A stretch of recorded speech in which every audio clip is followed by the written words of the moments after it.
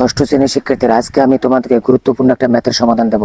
আসো, দেখো এখানে পুকুরে একটা বাঁশ আছে, এই বাঁশটাই হচ্ছে আজকে তোমাদের উদ্দীপক।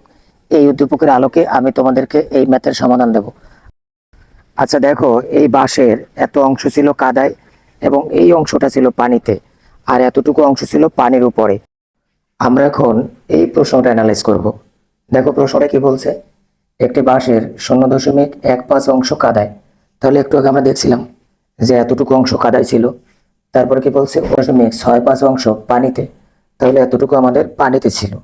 তারপর কি বলছে, যদি পানির উপরের অংশের দৈর্ঘ্য 4 মিটার হয়, তাহলে এখান থেকে শুরু করে এতটুকু, এটার দৈর্ঘ্য হচ্ছে 4 মিটার। আমাদের কাছে জানতে চেয়েছে সম্পূর্ণ বাঁশের দৈর্ঘ্য। এখন আমরা একটা কাজ করি, কাদায় এবং পানিতে কতটুকু আছে এই ব্যাপারটার সমষ্টি আমরা নির্ণয় করি। দেখো, তাহলে দেখো বাঁশের কাদায় ও পানিতে আছে। কাদায় ও পানিতে কতটুকু আছে, 0.15 এবং 0.65। তাহলে এই দুটো আমরা যোগ করি, 0.15 যোগ 0.65 অংশ। এই অংশটা কাদায় এবং পানিতে আছে। তাহলে এই ব্যাপারটা আমরা যোগ করে পাচ্ছি 0.8 অংশ। বা এটাকে আমরা এইভাবেও লিখতে পারি যে 8 দশমিকের জন্য একটা 1 এবং 0, বা 2 দিয়ে কাটলে হচ্ছে 4, 2 দিয়ে কাটলে 5। আমরা লিখতে পারি 5/4 অংশ। এই অংশটা আমাদের কোথায় আছে, কাদায় এবং পানিতে এতটুকু অংশ আছে। বুঝতে পারছো? আচ্ছা, এখন পানির উপরে অংশ কতটুকু সেটা আমরা বের করব। আমরা যদি ধরি যে এই সম্পূর্ণ বাঁশটি 1 অংশ, তাহলে দেখি যে মনে করি সম্পূর্ণ বাঁশটি 1 অংশ। তাহলে সম্পূর্ণ বাঁশটি যদি আমাদের 1 অংশ হয়, কাদা এবং পানিতে যতটুকু আছে 1 অংশ থেকে যদি আমরা অতটুকু বিয়োগ করে দিই, তাহলে তো আমরা পাবো যে পানির উপরে কতটুকু আছে।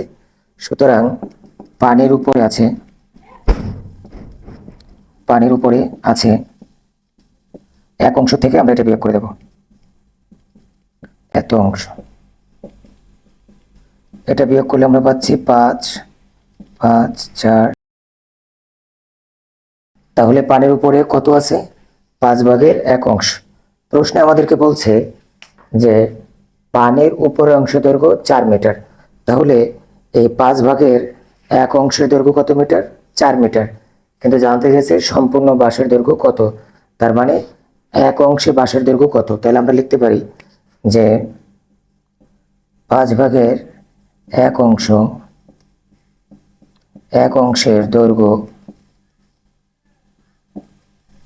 4 মিটার।